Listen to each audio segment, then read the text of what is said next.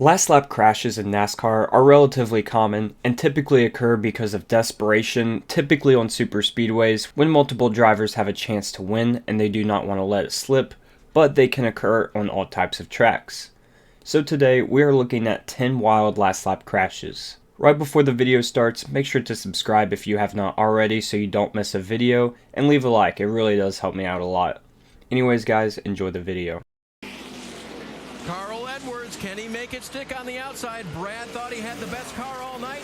Took the inside line in the restart. This is going to be down to the wire. Oh, they touch. He spun out. Carl gets into Keselowski. Oh, Carl Edwards will win. That's it. Checkered flag. Man, you are the man. He deserves it. Good job. I just hope Keselowski's okay here. That was a hard hit, guys. That was direct behind you. In midst of one of the fiercest rivalries in recent NASCAR history, Brad Keselowski and Carl Edwards were going at it in another Nationwide Series race. Keselowski had been dominating the race, while Edwards was having a solid run, but definitely not the car to beat. After Keselowski bumped Edwards in the exit of Turn 2, all bets were off. Edwards turned Keselowski just before the finish line in front of the field, completely destroying several cars. Here comes Harvick, the 29, with Matt Kenseth. Oh, Mark got loose. Mark got loose. Harvick's getting a run off Turn 4. It's going to be a drag race all the way back to the start-finish line. No caution. They're side by side, right to the line. Dog crash. Here they come. Checker flag. Kevin Harvick wins the Daytona 500. We got one car on his roof coming across the start-finish line. Still wrecking. They're wrecking everywhere. Boyer's on fire. Kevin Harvick was 6th at the white flag, but made his way up to the lead by Turn 4. At the same time, Kyle Busch just barely touched the apron and sent him around in front of the rest of the field. Cars started to pile in, but things really kicked off when Casey Mears spun across the track and tagged Clint Bowyer. The contact instantly turned Bowyer on his lid, and he slid all the way across the start-finish line, still finishing in 18th place. Here comes Stewart in the 33 as Logano goes to the point. 3 wide in Turn 4. A squeeze to the outside wall. Trouble in the corner. Hard, vicious crash. Who gets through to win the race? Caution flag has just been called. The race leader is James Busher in the 30 car. Kurt Busch had led the final 16 laps and was being pushed by his brother Kyle with 1 lap to go. Surely he was in prime position to win. Or at least someone in the top 10, right?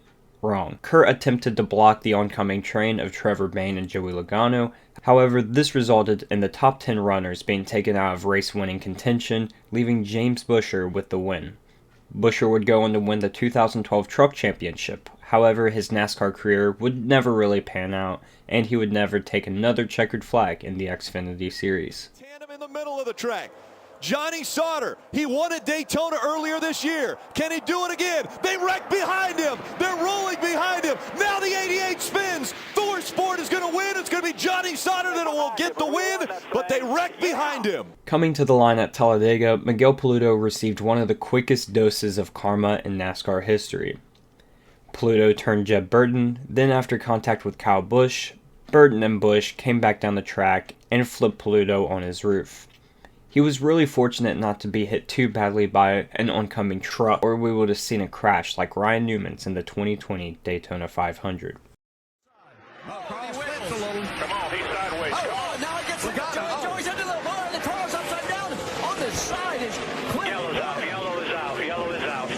Wallace gets into it. The 14 of Bliss gets into it. Red flag immediately. Stop on the back. They want you to stop on the back. They are stopping everyone on the back stretch. Something. I just in the throttle. He got loose. I touched him, guys. There's what's left of Keselowski's car. Window net down. A handful of Cup regulars had been battling it out all day in the Nationwide Series, and it came down to the second green-white checkered attempt. After Edwards sent Logano to the outside wall, Clint Bowyer hit his car at just the right angle and was sent onto his side. What resulted was possibly the worst crash ever on Dover's front stretch. Although the crash started with 2 laps to go, it ended on the final lap and it ultimately ended the race, so technically it was a last lap crash.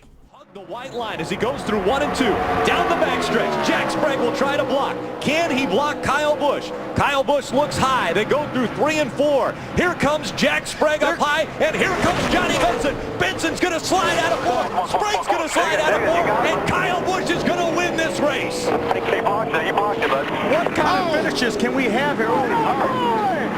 Bobby Labonte got hit hard by the 50 truck. And then the 75 came along, but what amazing finishes we've had here at Atlanta. Almost coming out of 4. They were 4 wide. Johnny Benson got loose. He started to spin. Jack Sprague got loose. He started to spin. Kyle Busch drives right by. We see Bobby Labonte climbing out of that 47. Veteran Jack Sprague and 20-year-old Kyle Busch were battling it out for the final few laps, and it came down to the wire. Sprague appeared to be in prime position to win with 1 lap to go, but Busch made an amazing pass on the outside as Sprague lost his truck on the inside. After Sprague and Labonte had a couple of hard hits in the wall, Todd Kluver and David Starr smashed into Labonte's truck. After this race, Labonte only made 2 more truck starts, both at Michigan. Hit the wall. He hit the wall trying to get by Jack Sprague. Jack moved up the racetrack.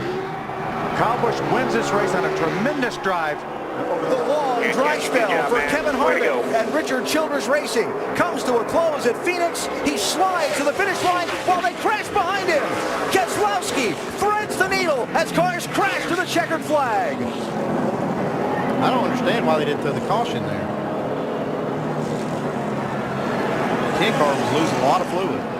It's pretty rare that a race will be exciting throughout as well as a wild finish, and that's exactly what the 2012 Fall Phoenix race provided. 15 cars retired before the last lap incident, which ended up being pretty controversial. With 2 to go, Danica Patrick surprisingly crashed and left fuel all over the front stretch. There was no caution thrown. As the leaders came off turn 4, something was obviously not right as people were sliding all over the track. Several cars were mangled across the start-finish line, including Paul Menard, Kurt Busch, Ryan Newman, Danica Patrick, and more. Despite the incidents on the last 2 laps for Danica, this 17th place finish would be the best of her first part-time season. Into the picture, pushed by Casey Mears. Kenseth with Harvick behind him. Oh, there's contact. Stewart into the middle of the pack and over.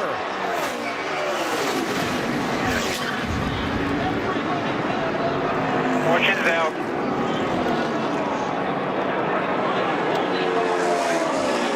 And a huge wreck to end this race. Matt Kenseth is going to get to the finish line first. Is everybody okay? And one of the championship drivers got through. Which ones didn't? The drivers somehow managed to keep it clean on a green-white checkered restart, but this would change on the exit of turn 4 on the last lap.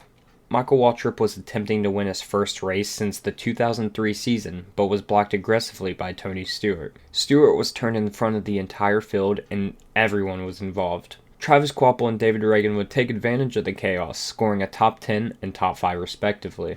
This was Kvapil's first top 10 effort since his 2008 season with Robert Yates, and Reagan's first of 3 top 5s for Front Row Motorsports.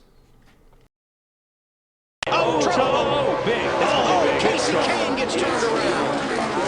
Greg Biffle involved. Mark Martin is there. No caution has come out. They're going to let him race back as Gurdy piles in, and now the caution. 6. You knew that was going to be big when you saw the 9 coming back across the racetrack. After an incident with Kevin Harvick and Joey Logano, the field was bunched up for a green-white checkered finish. The race would end under caution after this huge crash on the final lap. Kane was blocked by AJ Allmendinger and lost control of his car in the grass. He was hit by oncoming Mark Martin and Greg Biffle. Kane would rebound after this crash, scoring 3 top 5s in his next 4 races. And man, once you get that grass, you're done. Yeah. Wow, that was a hit, that. man. Wow. That was a hit. That was a hard hit. The 16 and the 5 just drove into the side of the 9, had no place to go. The Mark Martin and Biffle took the hard hits right there. And then you see 24 come into it. 26. He tried to go on the outside. His car slides up, and there's an accident, but Spencer, huge accident in turns 3 and 4. Stanton Barrett's in the front. One car upside down. LaJoy. That is Randy LaJoy, the defending series champion, as he slides down on his roof in the Fina Chevrolet. Back-to-back champion Randy LaJoy was involved in this scary crash at Las Vegas. Trying to avoid the wrecking cars in front of them, Dick Trickle and LaJoie made contact that ultimately landed LaJoie on his roof.